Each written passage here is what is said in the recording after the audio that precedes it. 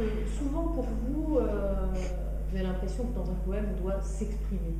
Vous cherchez dans un texte, voilà, il exprime ses sentiments, etc. Or, tu n'as pas du tout évoqué ça dans ta vision de la poésie. Alors, je ne sais pas, peut-être que c'est Parce que ça, c'est le plus facile, c'est le plus banal, c'est pas forcément le plus intéressant. Alors, ça peut être un lieu de l'inspiration, l'expression personnelle. Enfin, ça s'use vite. Hein. C'est peut-être le lieu qui s'use le plus vite. Alors, quand on commence à écrire, évidemment, c'est ça qui vient presque naturellement. Mais si on ne dépasse pas ça, d'ailleurs très souvent, c'est le moteur de gens qui écrivent oui, à 18 ans, et puis ils écrivent comme ça pendant un an ou deux pour structurer quelque chose de leur moi, et puis quand le travail est fait, ils arrêtent. Parce que souvent, il n'y a pas de remplacement de cette source de l'inspiration. Oui.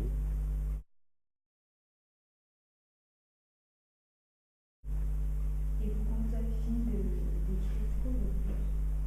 Quand j'ai fini d'écrire, j'ai jamais fini d'écrire, malheureuse. Vous avez fini d'écrire D'accord. C'est quoi mon but? Mon but est atteint.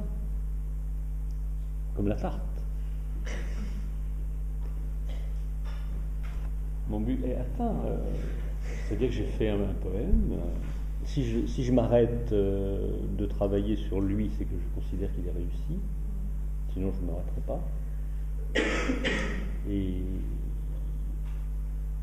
le but, c'est rien d'autre que de faire un poème. C'est déjà pas mal. Moi, je vais reprendre sa question un peu plus poussée. Ouais. Donc, comme vous disiez, votre but, vous êtes poète, c'est d'en faire un. Mais après, ce que vous attendez, c'est que vous le faites partager ou alors vous... Ah oui. Ah oui. Là, en fait, ce que je demande, c'est plutôt si vous le gardez pour vous, si vous le faites partager. C'est aussi un but, ça. Non, je le fais partager d'autres. Alors là, c'est même pour moi, ça fait partie du but. Alors vraiment, effectivement, vous avez raison de poser cette question. D'autant plus que, par exemple, j'ai fait pendant un an des poèmes adressés, ce que j'appelais des poèmes adressés, même plus d'un an. Je faisais un poème chaque jour que j'envoyais par la poste à une personne. D'ailleurs, je vais redémarrer très prochainement des poèmes adressés. Parce que j'écris un poème par jour depuis 20 ans dans le cadre d'un...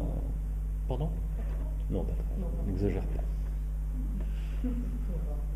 Depuis 20 ans, 21 ans, dans le cadre d'un projet que j'appelle le poème du jour. Donc un poème par jour, à compter du 1er avril 1992 et jusqu'à mon espérance de fin de vie. J'espère. Et là, je vais reprendre dans très peu de temps. Je veux envoyer un poème adressé à tous les abonnés du téléphone du territoire français. Donc, j'ai demandé à un ami qui habite dans l'Ain, 01, de m'envoyer le bottin des téléphones de son département. Et je vais commencer au début. Et ça, je vais l'envoyer par la poste. Chaque jour, j'enverrai un poème par la poste. Donc à des gens que vous connaissez pas. Des gens que je ne connais pas. Voilà. Donc j'aurai leur nom, leur adresse. Ça serait un point de départ pour le poème. Il y a déjà beaucoup de choses. Et le poème, ça sera vraiment pour cette personne. Et puis moi, je leur dirai que je leur offre le poème gratuitement. Simplement, moi, je les garde et puis je les publierai un jour. Je ne ferai pas fortune avec, mais ça n'a pas d'importance. Je me rembourserai peut-être les timbres. Mais il faut que ça passe par la poste, hein, je dirais. C'est-à-dire que c'est un petit peu, par rapport aux moyens de communication modernes, je veux quelque chose d'un peu archaïque. Pourquoi, me direz-vous? Je m'attendais à la question. Changer un peu de vanité, parce que maintenant, les personnes n'ont plus vraiment de mettre. Par exemple, nous tous ici, on a tous un portable. Donc c'est beaucoup plus simple pour nous d'envoyer un SMS que d'envoyer une lettre. Ouais. Et je veux justement que les gens recevant dans leur boîte à lettres un poème, justement ça rompe avec leur l'habitude. Je ne l'envoie pas par mail, je ne l'envoie pas par SMS. Il est imprimé sur du papier. Et ce que je veux là, c'est provoquer la lecture. C'est-à-dire que c'est des gens, peut-être ils n'auront pas lu un poème de leur vie depuis 40 ans. Ils recevront un poème, tiens, ils auront un choc, il y aura des crises cardiaques. C'est quand même une belle espérance de vie de t'attaquer à ce projet. Je ne sais pas si j'irai jusqu'au département de l'Aisne, c'est pas certain. Mais ce que j'espère, c'est que que des confrères m'aideront je vais en parler bientôt à un poète qui habite Lille et qui fait un poème quotidien également. Je vais lui demander si ça l'intéresse. Quel cas, par exemple, il s'occupera du département de l'Aisne.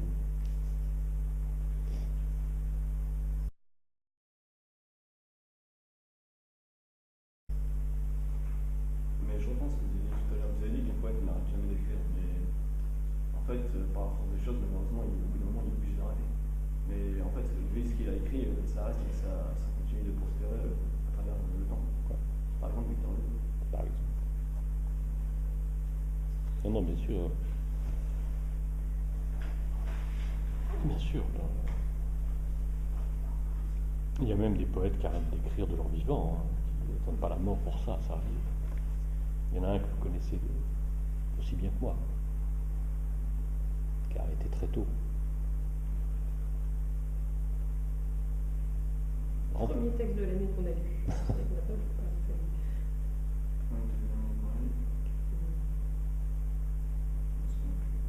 On n'est pas sérieux. Ah oui, on est passé quand on commence C'est bien de commencer par Bah, ça s'est trouvé comme ça, c'était au sujet de bac de l'an dernier. J'ai décidé de repartir dans le sujet de bac qui était sur l'adolescence en poésie. On a des tilleuls verts sur la promenade. Arthur Rimbaud, donc,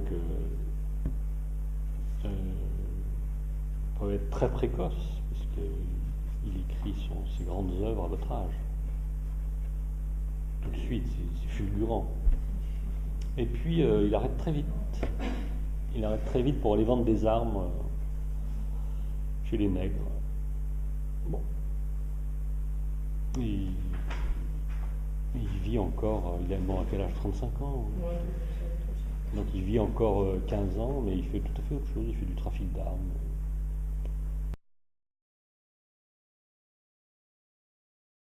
Vous avez vu des choses, sûrement. Oui, mais pas comme si on avait dit tout le temps. Rimbaud c'était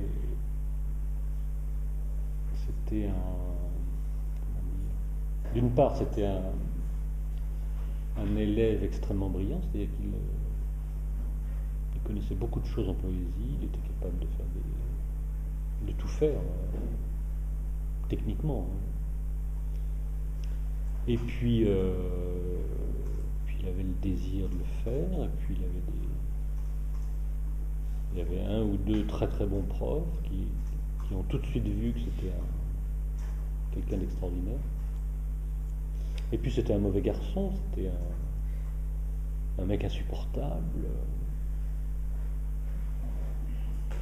qui a fait une fugue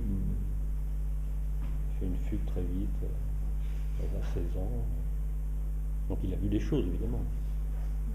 Et puis il est arrivé à Paris, et puis tous les poètes installés à Paris, voyant arriver ce petit génie, ils l'ont pris sous leur aile. Et puis il a travaillé 1 an ou 2 comme ça. Et puis il est parti. Mais c'est très exceptionnel. Oui, ça ne recoupe pas ce que tu disais tout à l'heure en disant, bah voilà, ceux qui font de l'expression personnelle, ça s'épuise au bout de 2 autres. Finalement, c'est peut-être le cas de Rimbaud. Oui, peut-être non.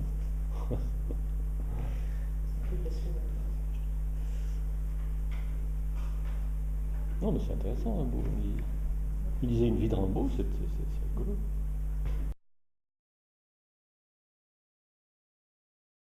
Et puis,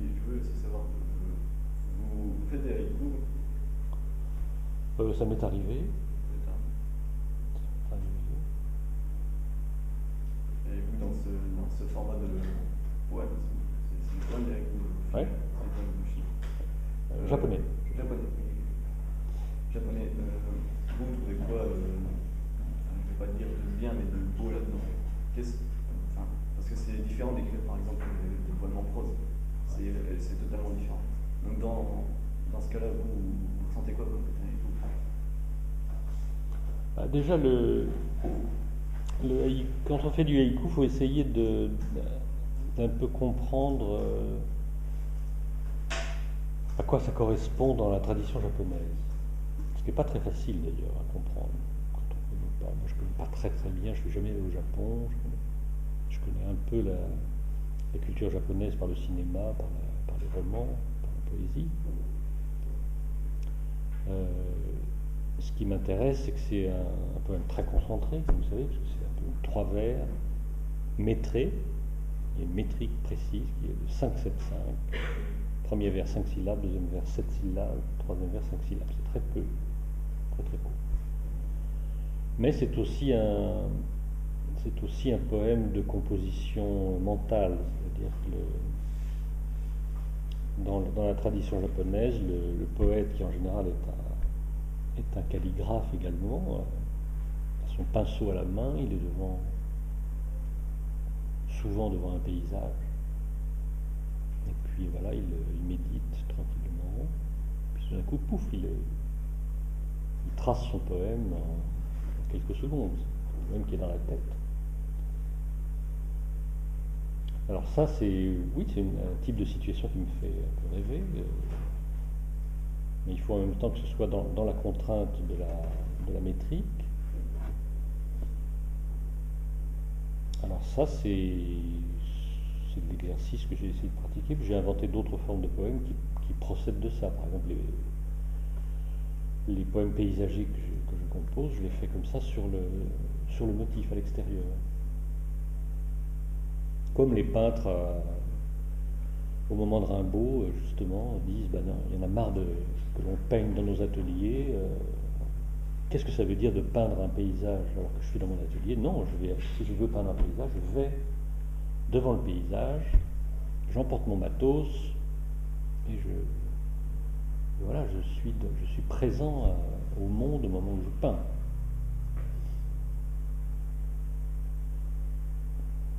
Et c'est aussi à ce moment-là d'ailleurs que le haïku parvient en France, historiquement.